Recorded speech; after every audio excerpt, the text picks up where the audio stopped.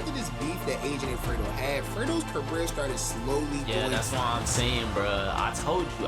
I'm like, bro, the reason why is because he's associated with AMP.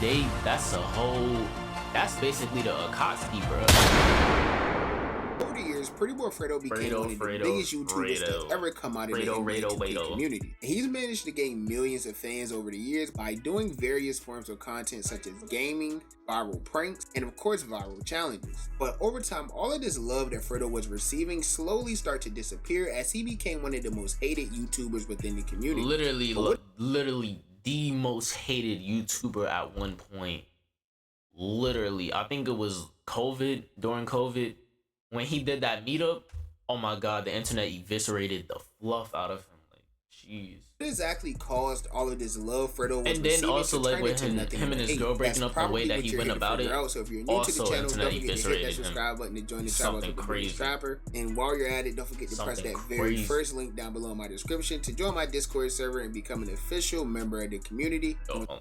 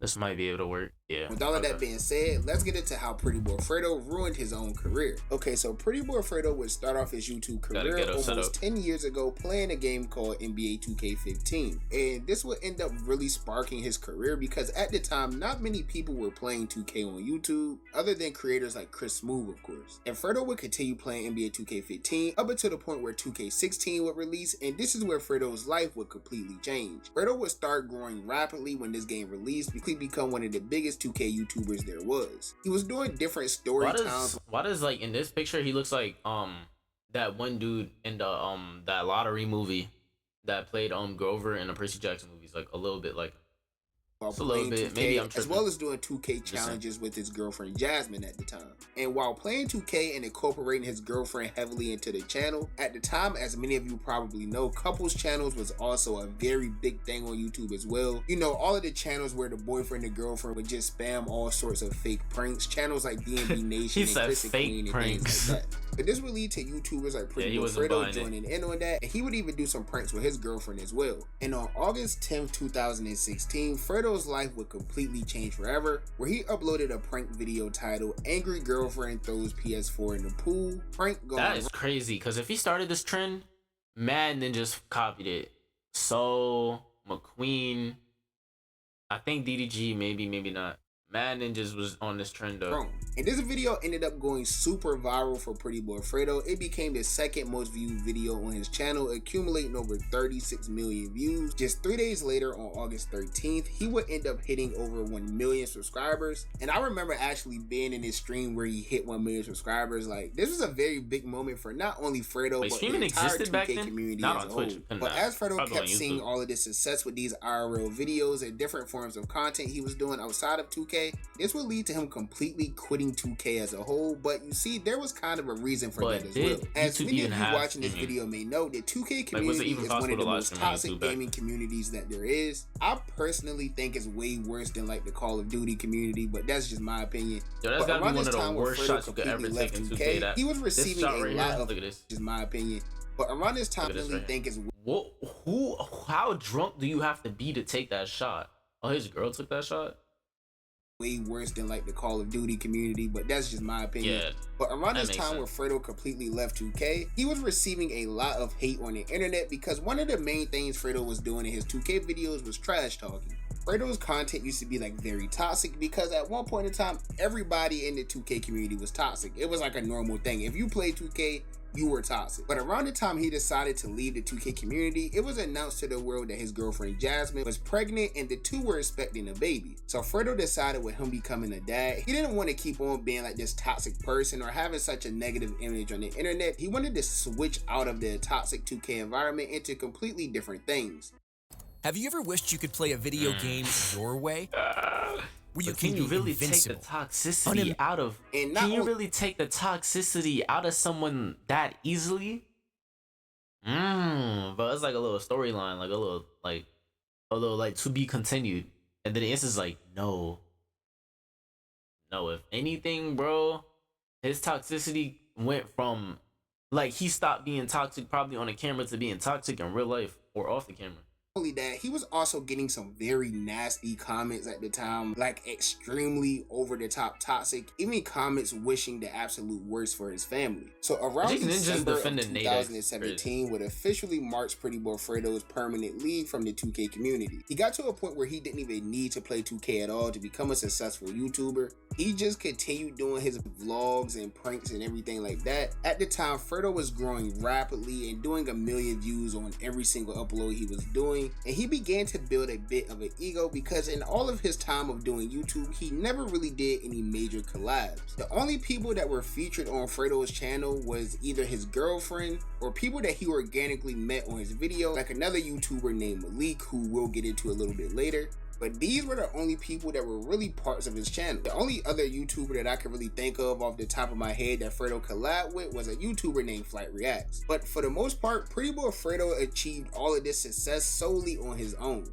But there's nothing wrong with that. Like, there's nothing wrong with like not collabing too much in the industry, because you gotta understand, like, like you don't know these ninjas, bro. Like, so it's like, bro, it's weird. The chemistry might be off, but you gonna fake a video? You gonna fake a relationship for a video? Come on, bro. That's weird, bro. And then obviously nowadays all these mother fluffers is weird as ish, bro. All these mother fluffers is weird. So it's like, bro, ninjas really want to like associate with these ninjas, bro. But as time proceeded on, Pretty Boy Fredo realized that maybe collabs with other big YouTubers wouldn't be necessarily a bad thing. So this is where he would do a collab with another very big YouTuber at the time named DDG. And the type of collab that Pretty Boy Fredo and DDG would do would be a simple basketball 1v1. These were very popular. Is this when they were? Nah, this can't be when they were beefing. Oh no, they were beefing. I remember because Fredo pulled up the Pontiac. And he had the yeah. That is crazy, bro. First collab, they just start beefing. Basketball 1v1 on YouTube was like literally the worst thing in the world. Like, this is something that people took extremely serious, even people who weren't even basketball YouTubers. And with that being said, this Pretty Boy Fredo and DDG 1v1 would go downhill extremely fast. But the first game that the two would play would end up being extremely embarrassing for Pretty Boy Fredo. He was fouling DDG a lot, as well as just making up a bunch of rules in his head that nobody abides by. You see, that's why, bro, like, I can't really even like play one-on-one with ninjas, bro. This is crazy. This gotta be on DDG's channel. That is crazy name, bro.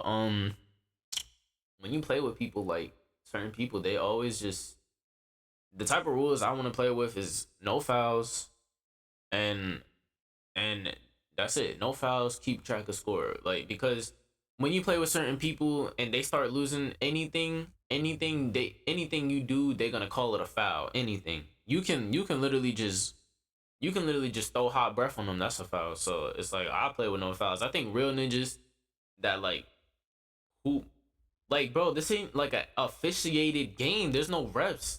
So it's like, bro, you're calling your own fouls. If you gotta call your own fouls, you shouldn't. If you have to call your own fouls, like there shouldn't be no fouls. There should be no foul calls. I never play with foul calls. It's like, but it's like ninjas still aren't going to tackle you or anything. Like if you play with no fouls and ninjas just and they had it like, oh, no fouls, that means I can roundhouse kick this ninja in the face and get away with it. Then it's like, nah, bro, then we just not gonna play basketball because like, bro, you know what it is. It's, the whole reason of no fouls is just so like ninjas won't like be petty. Because when you play with fouls, like ninjas will be petty and just call like the most dumbest things. So that's why I play no fouls. Fredo would end up losing this 1v1 12-3. And prior to this game, Fredo and DDG had agreed that the loser of the 1v1 had to do an extreme punishment, which was common on YouTube at the time. Like when Fredo and Flight had their 1v1 videos, the loser always had to end up burning a pair of their like favorite shoes. So a punishment was never uncommon at this time for losing a 1v1.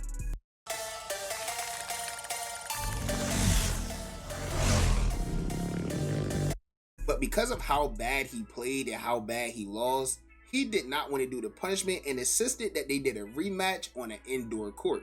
So even though DDG didn't really have to do this because he had already won, Fredo wasn't going to do the punishment unless he got his rematch. So DDG agreed to give Fredo his rematch on an indoor court. And this game would end up going terrible because Fredo would continue playing the same way. He was fouling hard, making up rules in his head, and it got to a point where the two would just eventually butt heads because of the way Fredo was playing. So the 1v1 would end abruptly with DDG leaving the gym, and this would lead to Fredo and DDG both putting out tweets on Twitter talking about the DDG leaving the gym, and this would lead.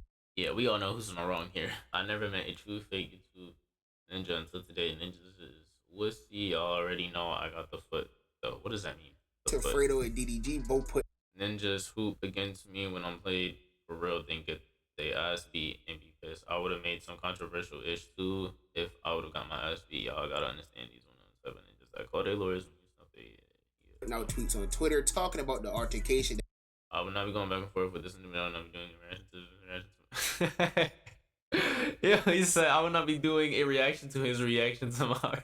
That had just happened. And after that, the situation would begin to die down a little bit up until the end of 2019, where the two would end up putting out videos apologizing to each other. Fredo went DDG would make a video first apologizing to Fredo, along with other people he had some problems with throughout the year. And Fredo I think I remember this. Yeah, I remember this. DDG was like, yeah, we can just box. Yo, that was like back in the day when DDG was actually boxing ninjas. Like any beef he had with any ninja, like he was just like, yeah, just throw the gloves on. I respect it. Making one of these types of videos himself, where he would mention Jasmine, who he was having some relationship problems with, as well as DDG and even the 2K community. I obviously was down bad. I was losing bad. Like I lost. I just lost, plain and simple lost. But all the putting the camera in my face and all the extra remarks, all of that shit, I just felt like wasn't unnecessary, and it rubbed me the wrong way. So that just sparked like a rage in me. Like obviously we never finished the game, and the rest was history. And honestly, right now, I want to. Yeah, you know what, bro? Look, maybe DDG was trolling a little bit, and it got to him. You know, ninjas be sensitive out here. I get it.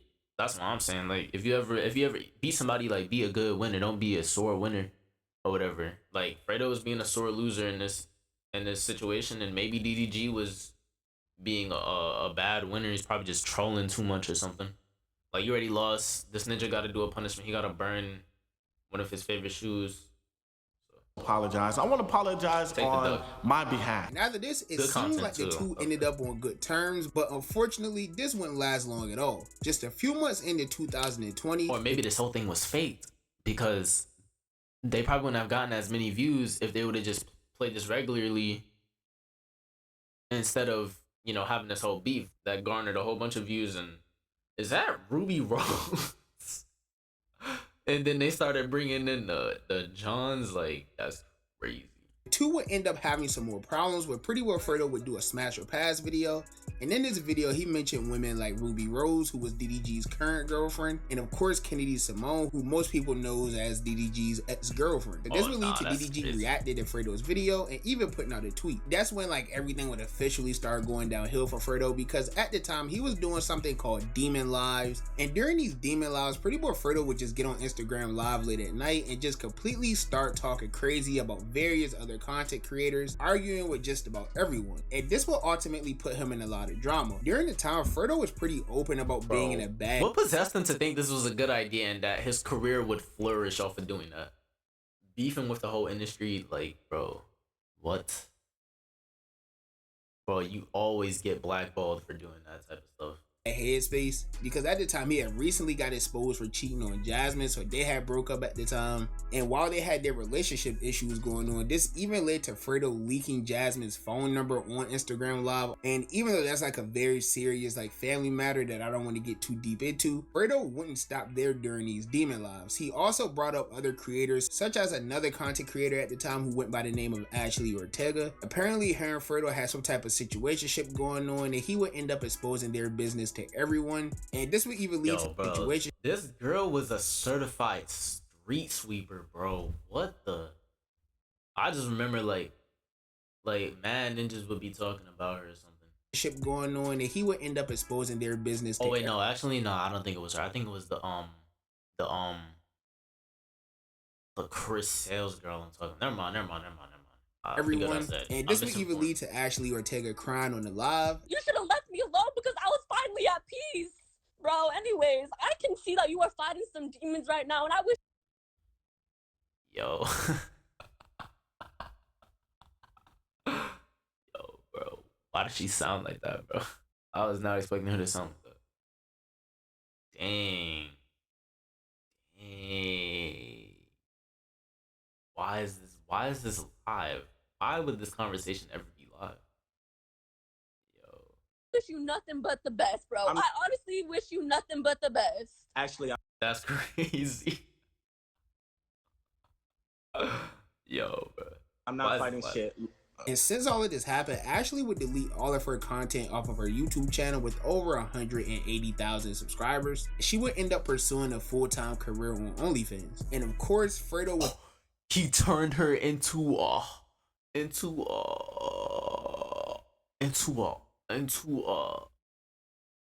don't know how to like censorly say this. He turned into an OF girl. That's crazy. Nah, he turned into an OF girl. She completely lost sight. She completely lost the light at the end of the tunnel. Like all she saw was straight darkness. He was doing these demon lives. He possessed her. And then he left her, and then she was never the same again. Like she lost that light at the end of the tunnel, and she just resorted to extreme measures of coping, which is nymphomaniac type of acts or activity. Would keep going and arguing with different people, and then eventually being able to profit off name would come up after making that tweet about Fredo saying that he was mental, and Fredo would go on to expose some DMs between him and DDG where he allegedly told DDG to pull up, and this is what would lead to the long-lasting beef, because after this, DDG's brother Dub also hopped on live with Fredo and they got into a very heated argument, beefing with the whole and it would just be a crazy. back and forth for a few days, up until the point where Pretty Boy Fredo would end up dropping a diss track on DDG. Now, I might get some hate for this, but I think this is one of the best YouTube diss tracks of all time. I mean, not only was the video fire, but during this song, he also dissed DDG's current girlfriend at the time, Ruby Rose, as well as his brother Dub, and for some reason, Ashley Ortega even caught it straight. Actually, I hold that bitch for the street, she only good for the talk. Oh my god, the fuck is a dub? I went to the store and spent that on my socks. Oh my god, nigga don't play, I'll come to LA and I'm spinning the block with. Oh my god. Well, he had like the whole NYC bridge locked down or some bridge he had like on lock or something for this video. The permits had Want to skyrocket your YouTube crazy. Channel's growth? Sprizzy makes it simple. In just 3 steps, you can reach millions. Fredo wouldn't stop. You know what, bro? Low key, I think I'm gonna know exactly the turning point where his career went downhill. I'm just gonna say is when he started beefing with Agent, who was associated with AMP. And those ninjas is like the top of this whole YouTube-ish. So I'm just gonna throw it out there. Cause I think with DDG, like, ninjas could say that Fredo probably won that beef. Or it was tied. Because Fredo never even wanted to pull up to box him. Or whatever. Regardless, his career didn't go downhill until he started beefing with Agent. And that ninja's part of AMP, and those ninjas run run. It's even though this was so long ago before they was really what they are. Like they kind of still was like running. They were running things there during this song. He would even take it as far as to fly to DDG's hood in Pontiac, Michigan, and shoot some parts of the video there. And this song would end up getting extremely disrespectful and even mentioning DDG's deceased brother. Wait, no. I think, bro, they said like his friends or something was like being yes men. I forgot who it was. Was it DDG or was it Agent? Smoke in the air and I can't wait, don't let it. And you knew the killer, how the fuck you ain't right? You touch one of mine, I'ma spray for the guys. This DDG pat for all of my guys. In this song, he would mention the lyrics, and you knew the killer, how the you ain't right? You touch one of mine, I'ma spray for the guys. And some of you may not know this, but DDG did have a brother who he lost due to gun violence. And DDG even said in one of his older songs that like it was a cold case on his brother, but they all know who did it. Cold case on my big bro, who we all know did it. 10K will split it. Guaranteed it won't miss it. So that's what Fredo was like referring to with this lyric, and that's when this entire beef would just end up going entirely too far. And DDG and his family said that since he wanted to be that disrespectful, it got to a point where So I think, bro, I forgot Gang's name. I think this is their cousin though. it was just no longer just a regular like YouTube beef. Like it was to the point where it had to become more serious, and they just had to see each other in person. So after this, another very short period of time would pass before Pretty Boy Fredo ended up in another beef with another popular YouTuber named Agent 00. So during this time, like I said, Pretty Boy Fredo was away from 2K, and he was posting all different types of videos, such as catching child predators or just doing his usual pranks. Wait, catching child predators existed back then? Well, actually, no, it did. But on YouTube, you famous YouTubers doing it? I didn't. Yo, when will the predators ever learn, bro? It's over, bro. They're making content off of you being weird. Yo, nah, bro. Nah, it's he's over. Been doing. And Agent 00 will call him out on this content, saying that all of it was fake and scripted and everything like that. Fredo would end up hosting a very the big irony, bro. event in New York City. Irony. So wait, can we say is? Nah, I don't know. I don't want to say because everybody loves Gideon. I might get hated, but like, is Gideon faking his child predator catchings? I don't know. Why isn't it? I don't know. What's the difference between Fredo catching predators and Gideon catching predators that Agent is gonna be like, oh, Fredo's is fake, but Gideon's is real? I don't see the difference.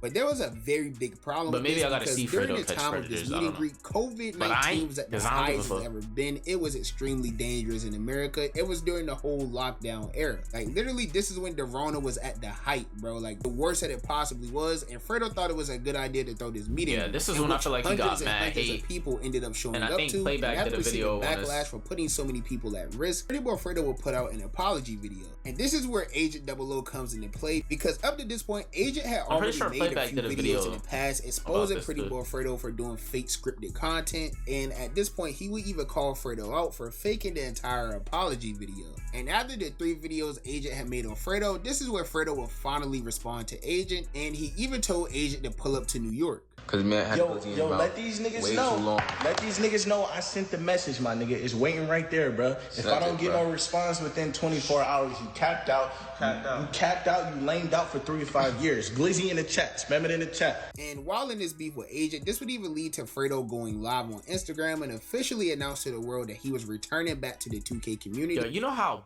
bad you gotta look for, like, bro, you're the bigger content creator, Agent's the smaller content creator, but he lost so badly. Like, it was a blowout. It was like 4-0 sweep. I don't have to deal with these 2K fucking nerds and lame. I left y'all corny niggas in like 2017 and y'all niggas is still on my dick. Yo, imagine leaving a community for like 3 years and these niggas still. So I had that big of an impact. Y'all still don't have a nigga to sit on y'all throne as the king. All right, I will come back. 2K21, I will come back. I will be the king again. And you niggas is going back to 9 and 5s again. Now, I guess this was supposed to be like some type of stray towards Agent, but in the long run, Agent would be the one that ended up getting the last laugh. Because after this beef that Agent and Fredo had, Fredo's career started slowly going. Yeah, that's what I'm saying, bro. I told you. I'm like, bro, the reason why is because he's associated with AMP. That's basically the Akatsuki, bro. That's basically the Akatsuki. That's like if let's say Naruto before he got like the the Sage of Six Pass Power, tried to like press one of the Akatsuki members, but instead like the Akatsuki are different in the fact that they going like fight, like, you know what I'm saying? Like if you touch one of us, you touch all of us type ish. Like you gonna jump them.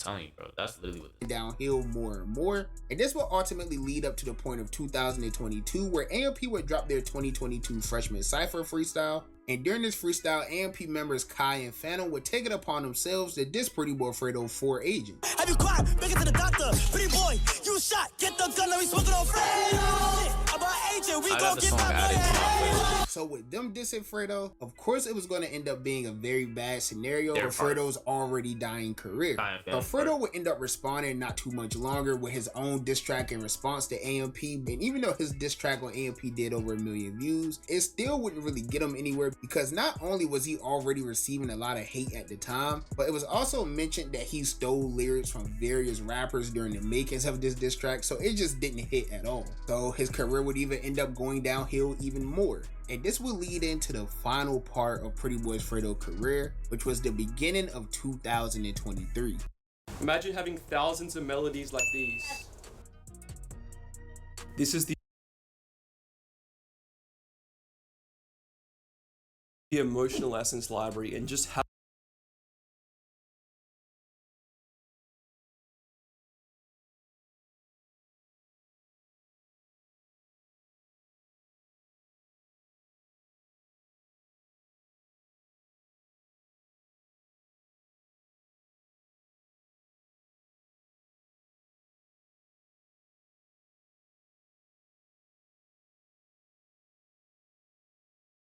Now,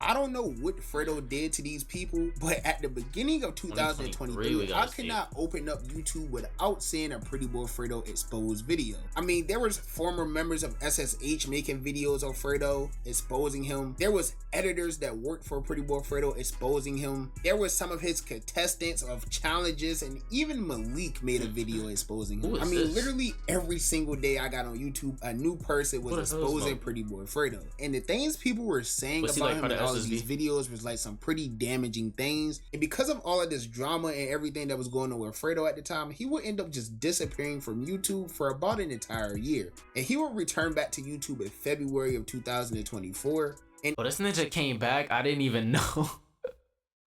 But I never watched this content though, so. In this video, he would just talk about everything that was going on, all the things that people were saying about him. And he was also talking about some of the personal problems he was going through in his life, such as problems with his family and health problems and all types of things like that, which was also very sad. So prayers out to Fredo for that. If he's still going through any of that, prayers out to him. But at the end of the day, by the time he made this video addressing all of the allegations that were made against him, it was kind of already too late. He was already exposed for everything. He had already been in all of the beefs with these popular health YouTubers, problems, and people just genuinely did not like him no more. On top of being eviscerated at basically your job, that's crazy. Your career, your legacy gets tarnished, and then on top of that, it's like a movie basically. Like when somebody is like up, and then like they legacy just gets tarnished, and then you got family problems, then you got health problems stacked on top of all of that, bro. That's like crazy. That's enough to make a motherfucker like, you know what I'm saying, hit that. You know what I'm saying? Hit that DEL button. because for one, they knew everything he did was fake, and for two, he just became very unlikable during that whole period of time where he was doing these demon lives and just talking bad about every content. Doing demon lives, doing a live specifically just to talk ish about other content creators in your industry. Yo, what was he thinking, bro? Who does he think he is? No, like, actually, that's probably the main reason why he got attacked like that. Like, why did he think that was a good idea, bro? What?